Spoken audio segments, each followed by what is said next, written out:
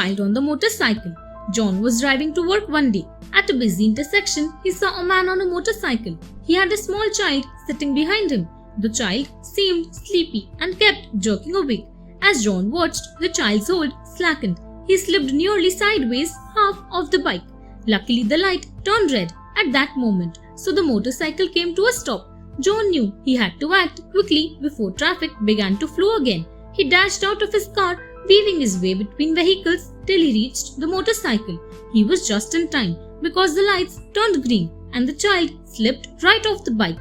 John managed to catch the child and thus saved his life. The other motorists saw what happened and stopped. The man on the motorcycle finally noticed what had happened. He thanked John, promising never to let the child ride so dangerously behind him again. The ambush. Samuel was driving down the mountains when he noticed a gleam in the distance. The sunlight was glinting off a crowbar. Someone was trying to put up a roadblock. Samuel stopped his car and crept closer to the rocky overhang to get a better view. He could see 3 men arranging stones on the road to make it look like a landslide. They were hoping to ambush unsuspecting travelers and loot them. Samuel first called the police. He was at a higher level than the ambushers, so he carefully crawled along the slope till he was directly above them. He made a rough slingshot using a rubber band and broken branch.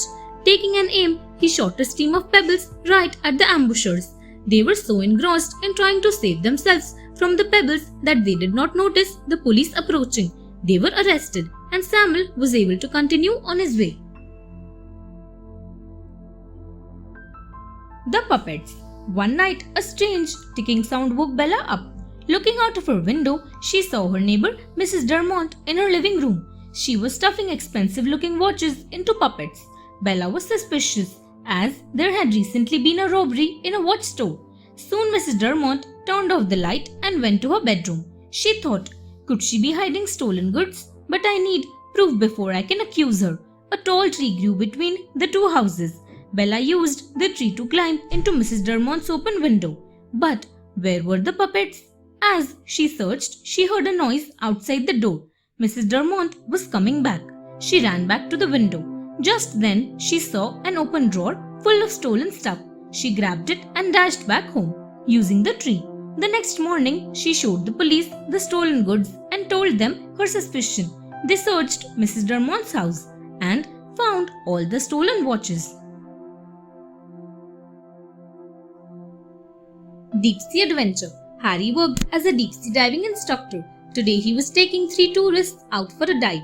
There were sharks in these waters, so he wanted them to be extra careful. 2 of them were attentive and followed all his instructions. The third, Jerry, thought he knew everything. I have been diving before, you know, he said arrogantly. I already know how to dive safely. Soon the 4 of them were in the water. However, just as Harry had feared, they soon came across a shark. Jerry had ignored the safety instructions and started panicking. His breathing sped up and he started using more oxygen than normal. He got so confused that he started swimming in the wrong direction. Luckily, Harry noticed him in time. He grabbed Jerry and pulled him up to the surface of the water. Jerry was shaken up and apologized to Harry for his foolishness. Thanks for watching. Do like, share, subscribe to Sahil Book House.